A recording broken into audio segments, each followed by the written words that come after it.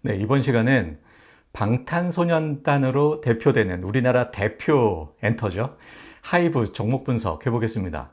2021년 한 해는 하이브가 상당한 기대를 모으는 한 해였습니다. 그 기대의 내용은 뭐고, 2022년은 그래서 어떤 일들을 보여주게 될지, 그래서 주가는 어떻게 될지 지금부터 생각해 볼게요. 네, 주가 변동 체크 포인트부터 짚어볼까요? 먼저 방탄소년단을 뛰어넘는 무엇인가가 필요하다. 그게 첫 번째입니다. 지금까지 하이브는 방탄소년단의 실적에 크게 기대해온 측면이 있습니다. 언제까지 방탄소년단에만 기댈 수는 없잖아요. 방탄소년단은 이미 1등입니다. 아주 세계적인 아티스트예요. 그래서 더 이상의 성장을 기대하기는 좀 어렵습니다. 이미 너무 성장했기 때문이죠. 그런데 투자는 미래에 하는 거기 때문에 성장성이 보여야 되고, 그런 측면에서 이 방탄소년단 외에 또 성장을 할 수 있는 또 다른 기대가 필요합니다. 그래서 그 방탄소년단을 뛰어넘어야 된다. 그런 말씀 드리는 거고요. 그리고 방탄소년단이 이제 군대 갈 때가 됐어요. 아니, 이미 한참 지났죠? 보통은 20살, 21살, 뭐 이때 군대를 가니까요. 그래서 군대 입대 문제가 있습니다. 이것 때문에도 또 다른 그 매출원이 필요해 보이는 상황입니다. 그리고 사업 확대 측면인데요. 이 사업 확대는 크게 또 기존 사업과 신사업 이렇게 두 가지로 나눌 수 있겠습니다. 이 기존 사업은 뭐 엔터 회사니까요. 앨범 발매, 공연 정상화, 그리고 신인 그룹 이렇게 크게 보면 이 정도일 것 같은데요. 이 앨범 발매는 지금까지 꾸준히 해왔지만 코로나 때문에 공연을 제대로 할 수 없었죠. 이제 공연이 제대로 될 것인가? 이게 또 하나의 포인트일 거고요. 그리고 신인 그룹이 준비되어 있다는 소식이 들립니다. 이 신인 그룹의 성공 여부도 크게 주목해 보아야 할 포인트고요. 그리고 신규 사업이 있는데 정말 많습니다. 웹툰, 웹소설, 게임, 플랫폼, NFT 정말 많은데요.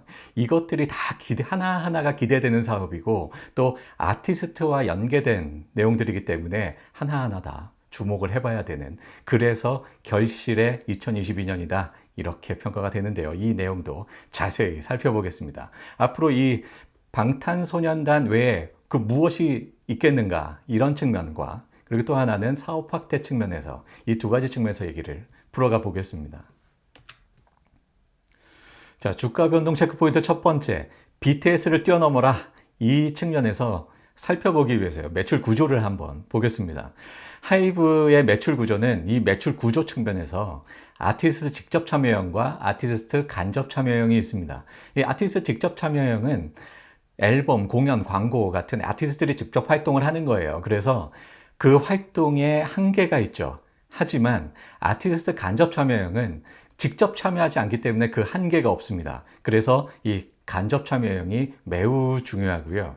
이 간접 참여형에는 뭐가 있냐면 상품을 만들어서 판다는 거, 각종 연예인들 관련된 굿즈들이 있죠. 또 콘텐츠, 뭐 공연, 동영상 같은 이런 콘텐츠들이 있고 또 팬클럽 활동을 위해서도 뭐 매출이 나는데요. 이런 간접 참여형들이 있습니다. 이 간접 참여형이 매우 중요하고 지금 보니까 간접 참여형이 이미 직접 참여형의 매출을 앞질렀습니다. 그리고 그 성장률 또한 72%로 직접 참여형 41%에 비해서 성장률 또한 상당히 앞서고 있는 상황이고요. 그래서 앞으로 실적이 기대됩니다. 자, 앞서서 매출 구조 측면에서 봤다면 이제는 조직 측면에서 한번 볼까요? 이 조직은 크게 본사 조직과 자회사 조직 이렇게 크게 보면 둘로 나눌 수 있을 텐데요. 본사에는 물론 방탄소년단이 포함되어 있고 자회사는 뭐 여러 자회사들이 있습니다만 플레디스, 소스뮤직, 빅히트 JP, 하이브 솔루션 JP, 위버스, 빅히트 아메리카, 크게 보면 이 정도로 볼 수 있을 것 같습니다. 이 플레디스는 하이브가 2019년에 인수를 했죠. 세븐틴으로 대표됩니다. 지금 이 세븐틴은 하이브에 있어서 아주 중요한 또 매출원이 되고 있고요. 그리고 소스뮤직은 여자친구로 대표되는데요. 이 여자친구는 계약이 종료됐어요. 그래서 소스뮤직은 지금 거의 매출이 없는 상황이고 아주 주목할 만한 그 부분이 있습니다. 바로 위버스인데요. 이 위버스의 매출이 이미 작년에 2,600억 원을 달성했습니다. 다른 자회사들에 비해서 상당히 압도적인 그런 수준이고 본사 매출과도 견줄 만한 그런 수준인데요. 이 위버스 그 팬 커뮤니티인데요. 잠시 후에 자세히 한번 다뤄보고요. 자, 또 아주 주목받는 자회사죠. 빅히트 아메리카인데요.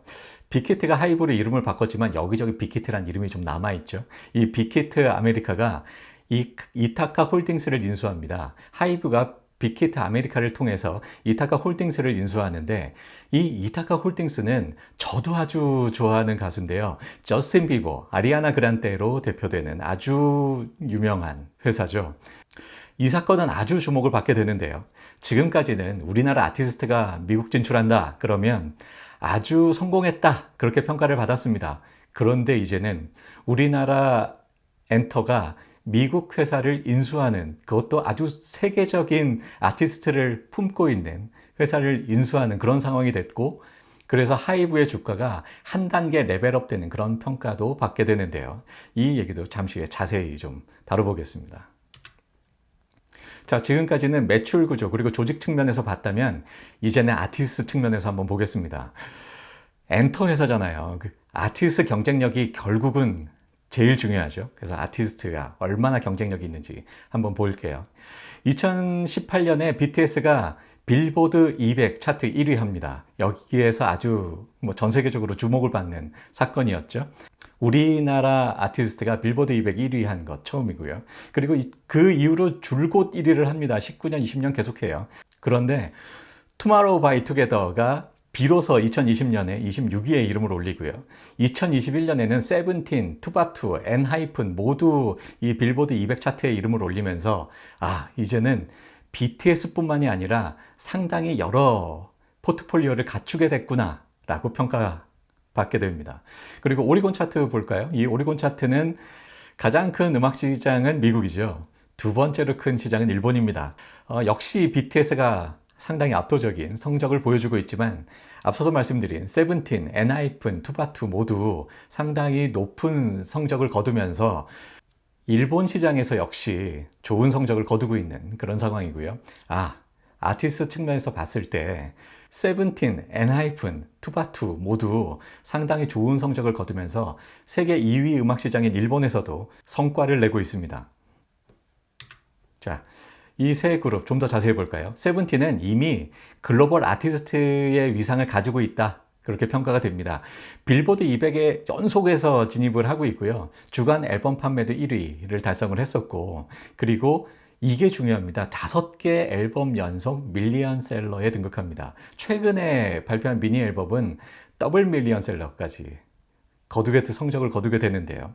이미 세븐틴은 BTS에 못지않은 세계적인 아티스트의 위상을 갖고 있다라고 평가가 되고요. 투바투나 엔하이픈은 비교적 신인 그룹임에도 불구하고 상당히 고속 성장을 합니다.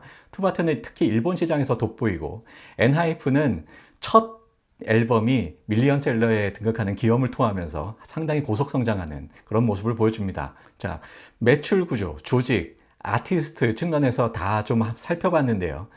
BTS가 여전히 큰 부분을 차지하고 있는 것은 분명하지만 의존도에서 점차 벗어나고 있구나 라고 평가할 수 있고, 그래서 앞으로 크게 흔들리지 않는 실적을 기대할 수 있겠습니다.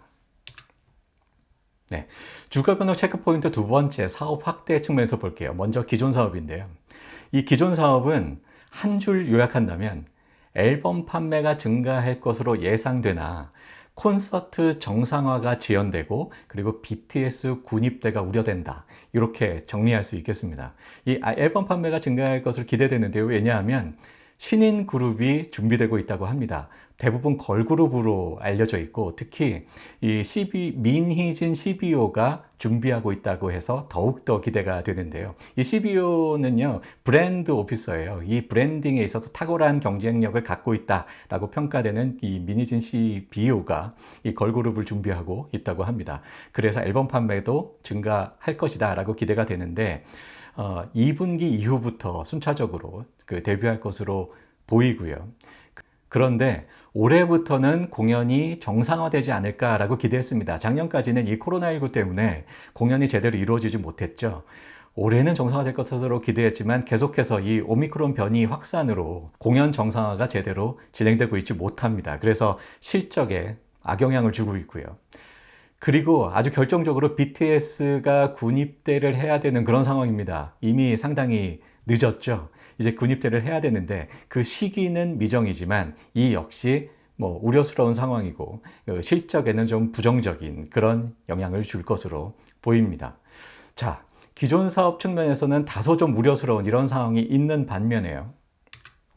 네, 신규 사업 측면에선 기대되는 것들이 정말 많습니다. 지난 1월에는 웹툰 웹소설을 네이버 웹툰을 통해서 이미 오픈을 했고요. 그 웹툰 웹소설이 일반적인 그런 흔히 볼 수 있는 웹툰 웹소설이 아니고 아티스트와 결합된 그런 특별한 스토리라고 해서 더욱더 기대가 되죠. 이런 스토리는 영화나 게임으로 또 더욱더 확대될 것으로 예상이 됩니다.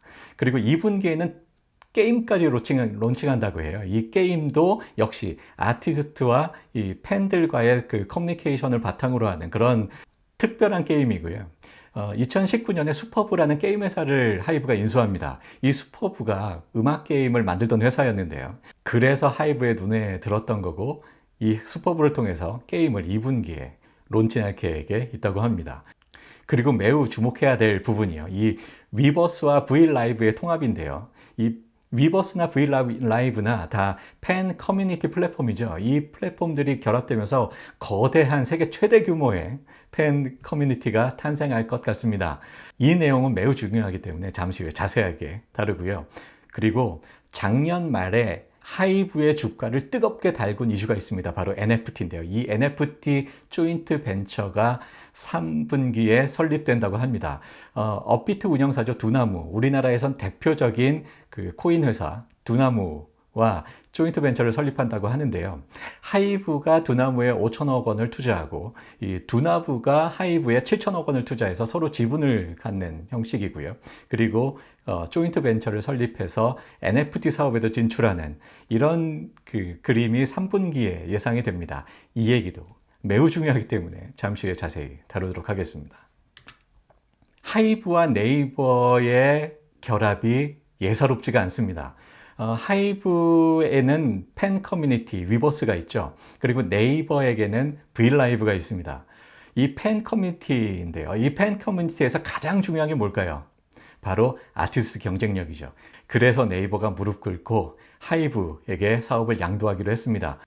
월 활성 사용자 MAU는 위버스가 다소 좀 작습니다. 700만 명이고요. 브이라이브는 무려 월 3천만 명이 이용하는 그런 팬 커뮤니티인데요. 그럼에도 불구하고 브이라이브가 하이브의 위버스의 사업을 양도하고 대신에 위버스 지분 49%를 인수하는 그런 방식입니다.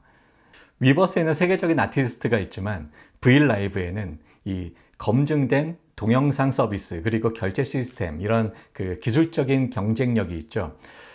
위버스는 그 세계적인 아티스트가 있기는 하지만 이미지 텍스트 중심이었어요. 그래서 좀 한계가 있었는데요. 팬들은 이제 BTS를 동영상으로 만날 수 있게 됩니다. 위버스를 통해서 말이죠. 이렇게 이 위버스와 브이라이브가 서로의 장점을 살려서 결합함으로써 세계 최대 팬 커뮤니티 서비스를 보여주게 될 것 같고요. 여기에서 뭐 각종 뭐 유료 콘텐츠 그리고 상품 판매를 하면서 이 유튜브와는 또 차별화되는 그런 비즈니스 모델까지 갖추게 됩니다. 단순한 팬 커뮤니티를 넘어서 이 플랫폼으로 발전하는 그런 모습이죠. 앞서서 웹툰, 웹소설, 네이버 웹툰을 통해서 오픈했다라고 말씀드렸죠. 결국은 이 위버스로 이 웹툰, 웹소설도 머지되지 않을까 그렇게 예상을 해봅니다. 네, 다음 NFT 얘기를 좀 해볼까요? 먼저 이 NFT는 블록체인을 기반으로 해서 만들어지는데요. 이 블록체인이 뭐냐? 지금까지 내가 어떤 데이터를 저장을 하려면 중앙 서버에 접속해서 그 서버에 데이터를 저장을 했습니다. 따라서 이 서버만 어떻게 하면, 중앙 서버만 어떻게 하면 위조나 변조가 가능할 것 같아요. 그런데 이 블록체인은 그런 서버가 없습니다. 아주 많은 곳에 데이터를 분산 저장을 합니다. 아주 많은 곳에 분산 저장되어 있기 때문에 미변조가 거의 사실은 완전히 불가능하죠. 아주 많은 데이터들을 블럭이라는 하나의 체계에 모아놓는 기술, 이게 바로 블록체인이라고 볼 수 있고요. 이 블록체인을 기반으로 해서 NFT가 만들어지는데, 블록체인을 기반으로 했기 때문에 위변조가 불가능하죠. 거기에다가 유일성, 희소성까지 더합니다. 복제가 불가능하도록 만들어져 있고, 따라서 그 유한한 가치를 갖기 때문에 어떤 재화로서 가치를 갖게 되죠. NFT는 Non-Fungible Token, 뭐 대체 불가 토큰 정도로 번역할 수 있겠는데요. 그냥 NFT라고 부르는 게 좋을 것 같고요. 위변조가 불가능하기 때문에 대체가 불가능하죠. 그리고 토큰이 뭔가요? 토큰은 우리 옛날에 버스 탈 때 토큰을 사서 그 토큰을 버스에 내고 버스를 탔습니다. 화폐를 대체하는 수단, 화폐의 대용 수단이죠. 그래서 어떤 그 재화로서 가치를 갖는 것을 말하고요. 이 NFT 기술을 아티스트 관련 굿즈에 적용한 것이 바로 이 NFT 굿즈입니다. 지금까지는 유형의 상품들을 팔았어요. 그런데 그거를 가상세계로 옮기고요. 그리고 그 가상세계의 상품들이 NFT 기술을 적용해서 재화로서 가치를 갖도록 합니다. 이제는 팬들이 굿즈를 구매함으로써 그것이 하나의 자산이 되는 거죠. 내가 좋아하는 아티스트의 자산을 사는 그런 셈입니다. 비용은 거의 들지 않으면서 무한히 상품을 만들어낼 수 있고요. 거기에 재화로서 가치까지 있기 때문에 매출에 크게 기여할 것으로 기대되는 거죠. 네. 주가 추이를 한번 보면 이 NFT 사업에 진출한다는 소식이 들리면서 2021년 말쯤에 주가가 상당히 상승합니다. 뭐 처음부터 좀 쭉 한번 볼까요? 상장한 이후로 2020년에 상장한 이후로 하이브가 상당히 주가가 떨어졌습니다. 그런 상황에서 이가다 홀딩스를 인수하면서 주가가 한 단계 레벨업 되고요. 그리고 2021년 말경에 NFT 사업 소식이 들리면서 주가가 아주 급상승하게 되죠. 최근에는 금리 우려 때문에 주가가 많이 내려가 있는 상황인데요. 이렇게 성장주들은 금리가 상승할 때 상당히 주가가 조정을 받게 됩니다. 가치주들은 돈이 많기 때문에 금리가 올라가더라도 뭐 고통은 받습니다만 좀 덜한데요. 그런데 이런 성장주들은 가지고 있는 현금이 많지 않아요. 그래서 올라가는 그 금리의 부담이 많습니다. 그래서 이 금리 상승기에는 그 성장주가 상당히 고통을 받게 되는데요. 그래서 최근에 주가가 많이 내려왔고, 이 NFT 사업에 대한 기대감으로 인해서 주가가 많이 상승했는데 그 상승폭을 거의 대부분 반납한 그런 상황입니다. 네, 앞서서 말씀드린 내용을 바탕으로 해서 실적 전망 한번 해보겠습니다. 자, 한마디로 요약을 하자면 2021년의 하이브는 상당히 큰 폭의 실적 상승을 보여줬습니다. 2022년엔 앞서서 말씀드렸던 우려와 기대가 공존하면서 비슷한 수준의 성장을 예상해 봅니다. 이 성장의 수준은 증권가 컨센서스보다는 다소 보수적인데요. 이 증권가에서는 올해 이 기대되는 사업들이 상당히 가시적이다라고 보고 여기에서 기대감을 훨씬 더 실적에 반영을 했습니다만, 저는 좀 다소 좀 보수적으로 봤는데요. 그런 우려와 기대가 비슷한 수준으로 평가를 했고요. 자, 2021년에는 매출, 영업이익, 순이익 모두 뭐 58%, 30%, 64%가 성장하는 상당히 높은 수준의 성장을 보였고, 이 성장의 수준은 올해도 비슷하다라고 전망합니다. 매출은 51%가 성장한 1조 9천억 원, 그리고 영업이익은 3천억 원, 순이익은 57% 성장하는 2,200억 원을 전망합니다. 네.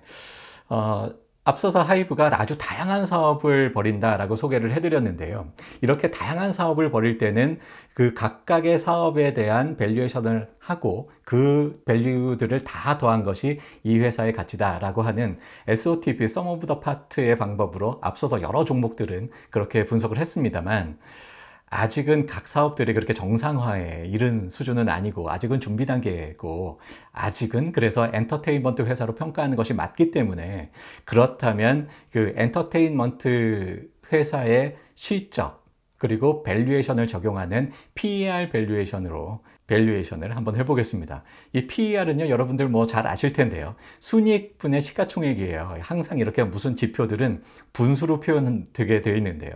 내가 보고 싶은 게 분자에 있고요. 무엇 대비해서 항상 봐요. 그 대비되는 게 분모에 있습니다. 순이익을 대비해서 시가총액을 보고 싶은 거예요. 이게 PER입니다. 순이익이 높으면 시가총액 당연히 높아야지. 순이익이 낮으면 시가총액도 당연히 낮아야지. 이런 거고요. 그리고 같은 순이익이라도 시가총액이 높다. PER 밸류에이션 멀티플이 크다, 높다라는 뜻이고요. 이렇게 그 PER 멀티플이 높은 종목들이 이런 성장주들이죠. 이 엔터테인먼트 같은 이런 성장주들이 PER 멀티플이 꽤 높습니다. 가치주들은 뭐 대략 한 10에서 15, 뭐 이 정도의 수준입니다만 그림에서 보시듯 하이브의 PER 멀티플은 65로 평가했는데요. 이게 하이브의 거의 최저 수준의 밸류에이션입니다. 그 순이익은 앞서서 2,200억 원으로 전망을 했고 최근에 하이브가 그 금리 인상의 우려로 상당히 좀 저평가된 그런 상황이에요. 그 수준의 밸류에이션 멀티플 65를 적용했습니다. 상당히 좀 보수적으로 봤죠. 이 실적 전망도 좀 보수적으로 봤지만 이 밸류에이션 멀티플도 다소 좀 보수적으로 봤습니다. 목표 주가는 밸류에이션은 보수적으로 본다라는 기조를 좀 유지하는 그런 측면에서 그렇게 산정을 했고요.